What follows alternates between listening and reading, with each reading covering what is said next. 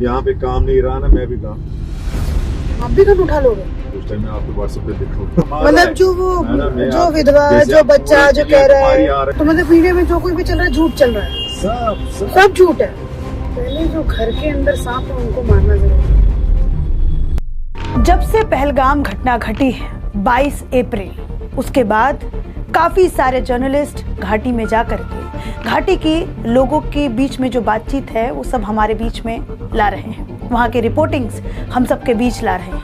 लेकिन मेरे मन में कुछ ऐसे सवाल थे जिनका आंसर ढूंढना जरूरी था, इसलिए इस बार मैं कश्मीर गई। वहाँ पर जाके मैंने रिपोर्टिंग नहीं की, मैंने वहाँ पर जाके as a normal citizen, as an tourist मैंने वहाँ पर जाके घूमा, लोगों से मैंने बातचीत की और आप हैरान हो जाएंगे इस बातचीत को सुन करके। ये मैं आपको दावे के साथ कह रही हूँ। इस वीडियो के अंदर मैं आपको बताऊंगी कि आखिर इस बार मैंने कश्मीर के अंदर रिपोर्टिंग क्यों नहीं की। इस वीडियो के अंदर मैं आपको बताऊंगी कि हमारे देश में क्यों ज़रूरी है अमेरिका का वो पैट्रियट एक्ट, जिसकी बात मैंने अपने पहले वीडियो के अंदर की थी। इस वीडियो के अंदर कुछ ऐसी बातें हैं जिनको आप देख करके हैरान रह जाएंगे। क्या सच में किसी भारतीय नागरिक की ऐसी सोच हो सकती है क्या? क्योंकि मैं तो उस वक्त हो गई थी जब मैं उस कैब ड्राइवर से बात कर रही थी। तब उधर से इतना फील हो रहा है कश्मीर को, वहाँ पे शादी हो रही थी लड़की, 4 दिन रह गए थे, उनका पूरा घर उनका भी ध्यान है, न कोई रिलेशन न कुछ उनके साथ पड़ोसी। 6 दिन हुए थे बस नेवी की, जो ऑफिसर यहाँ पर आए थे शादी होकर के हनीमून मनाने। वो जिंदा है क्या? ड्रामा बना रहे हैं? उसका देखा ना वीडियो, उसका हुआ वो जिंदा, हरियाणा का जिंदा, वो नेवी कोची वाले की मैं बात कर रही हूँ, कोची वाले ऑफिसर की नेवी हो ना हरियाणा को, वो जिंदा। उनने बोला हमारी वीडियो कैसे चढ़ा रहे जनाब, हम तो उससे पहले थे यहाँ पे, अभी देखो। नहीं, इसकी 6 दिन हुई शादी को, जो कोची में जिसका अभी पोस्टिंग हुआ था उसकी मैं बात कर रही हूँ। आप कौन सा न्यूज देखते हो? कौन सा सर? ये भी तो आप ही न्यूज वाले इधर हो, अभी देखो फोन में क्या कह रहा था। कौन सा देखते हो आप लोग? हर एक तमाशा फोन कर क्या कह रहे हैं। तो मतलब वीडियो में जो कोई भी चल रहा है झूठ चल रहा है, सब झूठ है। यही कमी है, पता है? अपनी पेट के लिए सब एक कोई ना कोई चूना मार, मतलब जो विधवा, जो बच्चा जो कह रहा है, आ रहे हो ना घूम के, वैसे मैं भी घूमता हूँ, गाड़ी नहीं आ रही पूरा। नहीं, मतलब मैं ये पूछना चाहती हूँ आपसे कि जैसे जो बच्चा बोल रहा है कि मेरे पापा से पूछा कि हिंदू है मुस्लिम है, वो झूठ बोल रहा है। वो झूठ बोल रहा है। 10 किलोमीटर से उसने फायर किए, तो पहले वो पूछेगा आपको, उसको फिर लोग वहाँ पे छोटा बच्चा झूठ बोल रहा है, विधवा औरत झूठ बोल रही है, मतलब उसके पिता की लाश पड़ी है सामने, वो झूठ बोल रहा है। ये सारा ये जो सियासत सब झूठ। बात सुनना मेरे पे, मैं ये सियासत पूरी छोड़ रहा हूँ, ना मैं हिंदू हूँ ना मैं मुस्लिम हूँ, एक आम आदमी कह के कर रहा हूँ। अगर पहलगाम वालों को देखोगे ना, उन्होंने अल्लाह की कसम वहाँ पे खाया कुछ नहीं, मम्मा की कसम 2-3 दिन से उन्हें खाया नहीं। वहाँ जो भी निजाम, मैं उसकी बात कर रही हूँ, टेररिस्ट की बात कर रही हूँ मैं। टेररिस्ट ने पूछा कि नहीं पूछा? मैं पूछ रहा हूँ ना वही बात। वहाँ पे अगर टेररिस्ट वहाँ पे पकड़ा गया, कोई बंदा देखेगा उसके हाथ में गन है, फिर फायर करेगा, वो छोड़ने वाला नहीं है उसको। वहाँ पे वो गुज्जर पहाड़ी है, उनको पता है हमारा जो भी चल रहा है ना, यही हमारा सब कुछ है। उन्होंने अपने घर में बैठने के लिए खाली छत पे रह रहे, बाकी कमरे में हर एक टूरिस्ट लगा रहे और बर्तन भी दे रहे हैं, सब कुछ है। वो देखेगा कोई हमारे घर को ऐसे गोली लगाए, कोई मेहमान आए तो हम देखेंगे? झूठ है सारा। ये कैब ड्राइवर कैसे, जो 26 लोग धर्म पूछ करके मारे गए हैं, उन सब के सबको बता रहा है कि ये सब नाटक है, ऐसा कुछ हुआ ही नहीं है। और इसके बीच में प्रोपेगेंडा क्या है कि आतंकवादियों ने 10 किलोमीटर दूर से फायरिंग की है। फर्ज कीजिए अगर आप कश्मीर, इस घटना के 10-20 साल के बाद कश्मीर घूमने जाते हैं और आप अगर कहीं भूले भटके इस घटना का जिक्र कर देते हैं, तो वहां के लोग आपको इस तरीके से ही माइंड वॉश करेंगे, कहेंगे जी आतंकवादियों ने तो 10 किलोमीटर दूर से फायरिंग की थी। फिर उनके पास ऐसा वक्त कहाँ मिला कि उन लोगों ने लोगों से धर्म पूछा। तो ये प्रोपेगेंडा अभी से कश्मीर के अंदर फैलना शुरू हो गया है। दूसरे वीडियो में आप देखेंगे तो आपको दिखाई देगा कि कैसे ये कैब ड्राइवर कह रहा है कि आज अगर यहाँ पर काम खत्म हो जाएगा तो मैं भी हथियार उठा लूंगा। और ये बोलते हुए एक हंसी भी साथ में कर रहा है और ये बोलते हुए ये मुस्कुरा भी रहा है। यहाँ पे काम नहीं रहा ना, मैं भी काम। आप भी गन उठा लोगे? उस टाइम मैं आपको व्हाट्सएप पे देखूंगा। ना यहाँ नहीं आना, यहाँ नहीं आना। सबसे पहले मैं यहाँ पे आपका इस्तेकबाल करूंगा आप आए यहाँ पे। सबसे पहले मेरे को उड़ाओगे? ना वेलकम करो ना, उस टाइम मेरे से लोग कुछ इंट्रो डर के मारे अब जम्मू से नहीं आओगे। अब आप में से कई सारे लोग सोचेंगे कि ये तो आपके साथ मजाक कर रहा है। फर्ज कीजिए आप लोग ये मेरा video Delhi, Bombay, Karnataka, south India या फिर नॉर्थ इंडिया या फिर वेस्ट इंडिया से देख रहे हैं। क्या मजाक में भी ऐसा आप कह सकते हैं? क्या मजाक में भी ऐसा बोल सकते हैं कि अगर आपके पास रोजगार ना हो तो आप हथियार उठा लेंगे और देश के खिलाफ जो साजिश चल रही है उसमें शामिल हो जाएंगे? क्या आप मजाक में भी ऐसा कर सकते हैं क्या? और अगर आप ऐसा मजाक में भी कह रहे हैं तो आप देश के लिए एक गद्दार नागरिक हैं। जो मार रहा है किसी को, उसको पता नहीं मैं क्यों मार रहा हूँ उसको, इसने कौन से गलती है इसकी, मैं क्यों मार रहा हूँ। अच्छा, जिसको मारा उसको बेचारे को पता नहीं मैंने क्या किया था, मुझे क्यों मारा। कलमा नहीं आता था उनको पढ़ने, इस वजह से मार दिया। अब इस तीसरे वीडियो में देखिए कैसे ये आदमी सीधा सीधा कह रहा है कि इस देश में 3 लोग हैं, योगी, मोदी और अमित शाह। ये तीनों हार जाएंगे और चाइना इस देश पर कब्जा कर लेगा। इनकी सोच देखिए आप कैसी है। इस सोच को आप क्या कहेंगे? इस वीडियो के अंदर ये साफ साफ बोलता हुआ नजर आ रहा है कि पाकिस्तान तो इनको कह रहा है कि आओ हमारे साथ जंग करो, लेकिन भारत ये सब कुछ नाटक कर रहा है। इनके लिए ये 26 लोगों की मौत नाटक है। मोदी ने ऑनलाइन सभी किए, मोदी जी अब सभी ड्रामा कर रहे हैं। ये पूरा इंडिया कश्मीर को दाव पे लगा दिया। अब लास्ट हो रहा है फाइनल, इसका हो रहा है कि नहीं। अब जंग की तैयारी हो गई, चाइना भी आ गए, सभी आ गए, तो बस मोदी समझ में पड़ गया हमें क्या करना है। ये तीनों भागेंगे, पूरा इंडिया कश्मीर गोल्ड हो जाएगा। तब कौन तीनों भागेंगे? अमित शाह, यही ना अमित शाह, आपके नेता अमित शाह, मोदी और योगी है ना, वो दूसरा योगी। अच्छा, ये तीनों भागेंगे या फिर पता चलेगा हमें इंडिया वालों को हमने क्या किया, हम पे किस पे भरोसा किया। अच्छा,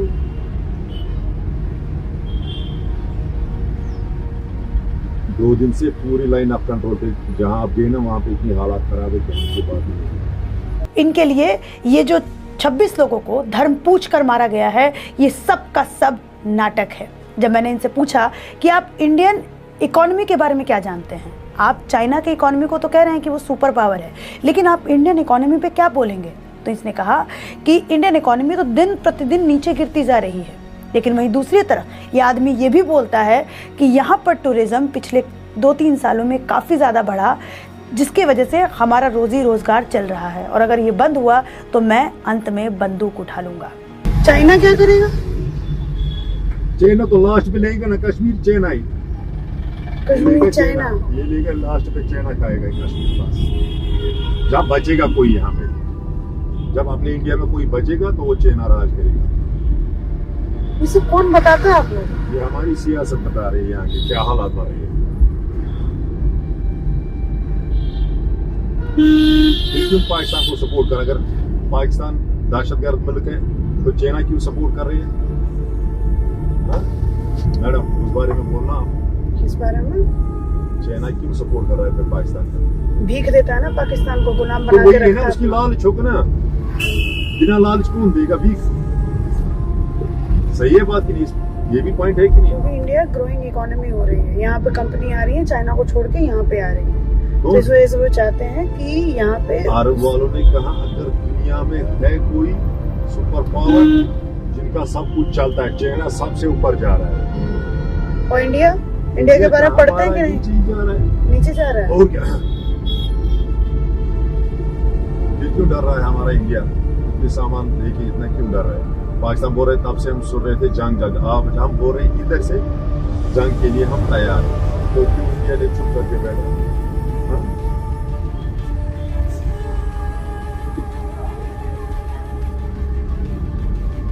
पहले जो घर के अंदर सांप है उनको मारना जरूरी है।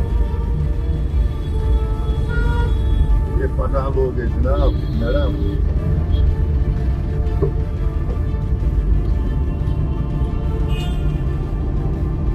और चौथे क्लिप में आप देखेंगे कि कैसे ये व्यक्ति बुरहान वानी को शहीद बता रहा है। हमारे मजहब में भी शहीद है, जो अपने पेट के लिए कुछ कमाने निकले, उसको कुछ हो जाए रास्ते में। तो बुरहान किसके लिए शहीद? मैंने तो सुना था उसने बहुत सारे आर्मी ऑफिसर्स को मारा था। हाँ, उसने अलग सोच अपनी थी, क्या मारने के लिए, किसके लिए था। तो वो शहीद कैसे? हमारी तरफ भी वो शहीद है। कैसे? एक बात मैं आप लोगों से कहना चाहती हूँ इस वीडियो के अंदर, मिलिटेंट और टेररिस्ट में हमें फर्क पहचानना होगा। मिलिटेंट का अगर आप गूगल पर जाकर के मायने निकालेंगे, मिलिटेंट का मतलब होता है willing to use force to get what you want. मतलब जो आपको चाहिए उसके लिए आप फोर्स का इस्तेमाल करें, उसको मिलिटेंट कहते हैं। लेकिन ये लोग जो पाकिस्तान के साथ मिल करके हमारे देश को तोड़ने की बात करते हैं, ये मिलिटेंट नहीं है, ये देश के गद्दार हैं और इनको टेररिस्ट बोला जाता है। और एक और आप नैरेटिव अगर कश्मीर जाएंगे, एज ए जर्नलिस्ट भी जाएं, तो आपको कई सारी ऐसी खबरें मिलेंगी कि भाई एक की गलती थी, आपने पुलवामा में 16 लोगों का घर क्यों गिराया। मैं पुलवामा भी गई थी, मैं त्राल भी गई, जहां पर 1-2 घर गिराए गए थे। और जब मैं एक घर के पास गई तो बिल्कुल एक घर से चिपका हुआ ही दूसरा घर था, उस घर को कुछ भी नुकसान नहीं पहुंचाया गया था, क्योंकि आगे वाले पोर्शन में जो लोग रह रहे थे, उनका जो बेटा था वो मिलिटेंसी की तरफ चला गया था, उसने टेररिज्म को हथियार बना लिया था। आप कुछ सालों के बाद ये देखेंगे कि एक नया प्रोपेगेंडा चलेगा और ये बताया जाएगा कि देखिए कैसे कश्मीरियों पर जो है वो अत्याचार हो रहा है, कैसे एक ने गुनाह किया लेकिन 14 लोगों का घर टूटा, किस तरीके जो है वो आर्मी जो है वो इन लोगों के ऊपर अत्याचार कर रही है। लेकिन त्राल का घर भी हम लोगों को ध्यान में रखना चाहिए, जहाँ पे सिर्फ और सिर्फ आगे वाले हिस्से का घर टूटा है और पीछे वाला घर जो है वो ज्यों का त्यों है। लेकिन वो जो 14 घर पुलवामा में, जब मैं पुलवामा में गई, जब मैंने 14 घर टूटे हुए देखे, तो मैं आपको ये बात बताऊं, आर्मी ने इस वजह से इन 14 घरों को ध्वस्त किया है ब्लास्ट करके, क्योंकि इनमें जो लोग रह रहे थे उनके बच्चों का लिंक जो है वो कहीं ना कहीं मिलिटेंसी से था और कहीं ना कहीं टेररिज्म से था। लेकिन हमें इस प्रोपेगेंडा से भी बचने की ज़रूरत है। अब मैं उन लोगों को जवाब देना चाहती हूँ जो लोग इस बात को कहते हैं कि कश्मीर के लोगों के साथ बहुत ज़्यादती होती है। तो कश्मीर के लोगों को ज़्यादती के बदले 42,000 करोड़ का फंड सेंट्रल गवर्नमेंट देती है, जो कि जितने भी यूटीज को सेंट्रल गवर्नमेंट फंड देती है उससे कहीं गुना ज़्यादा है। आज ऐसे ऐसे प्रोजेक्ट श्रीनगर में काम कर रहे हैं, कश्मीर के अंदर काम कर रहे हैं, जो सालों पहले कभी नहीं थे, जो कश्मीर को पूरे भारत से जोड़ता है। या फिर आप लद्दाख की बात करें या फिर आप दिल्ली, बम्बई, कर्नाटक की बात करें, क्योंकि उधमपुर, श्रीनगर, बारामूला रेलवे लिंक बन रहा है जो जम्मू से कश्मीर को जोड़ रहा है। आज मैं आप सबके सामने कुछ ऐसे प्रोजेक्ट्स के नाम पढ़ने जा रही हूँ जिसके अंदर हाइड्रो पावर प्रोजेक्ट्स हैं, उधमपुर श्रीनगर बारामूला रेलवे लिंक है, श्रीनगर मेट्रो लाइट प्रोजेक्ट है, जोजीला टनल है, जेड मोरे टनल है। अब इन सबका मैं आपको बताती हूँ, अगर ये प्रोजेक्ट श्रीनगर को नहीं दिए जाते, सिर्फ कश्मीर को नहीं दिए जाते, तो आज कश्मीर पूरे भारत से बिल्कुल अलग थलग रहता, बिल्कुल अलग थलग रहता, जैसे 2014 से पहले कश्मीर था। कश्मीर को ना आप जम्मू से कनेक्ट कर रहे थे, कश्मीर को ना ही आप लद्दाख से कनेक्ट कर रहे थे। आज जोजीला टनल से आप कश्मीर को लद्दाख से कनेक्ट कर रहे हैं।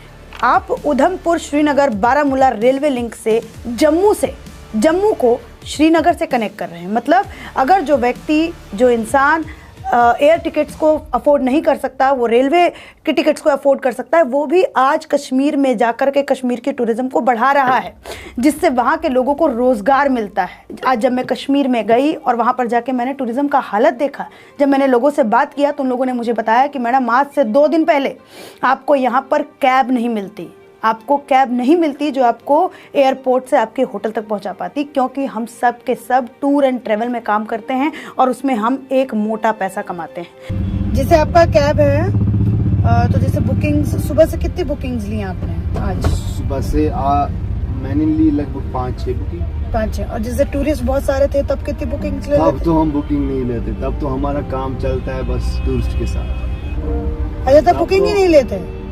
ये बुकिंग नहीं लेते हैं, फिर तब तो हमारा खुद का बुकिंग होता है। अच्छा, आप तब खुद का खुद का, हमारा खुद टूर एंड ट्रैवल का है। लेकिन आज अगर आप कश्मीर की हालत देखें, श्रीनगर की हालत देखें, तो आपको वहाँ पर वीरानापन दिखेगा।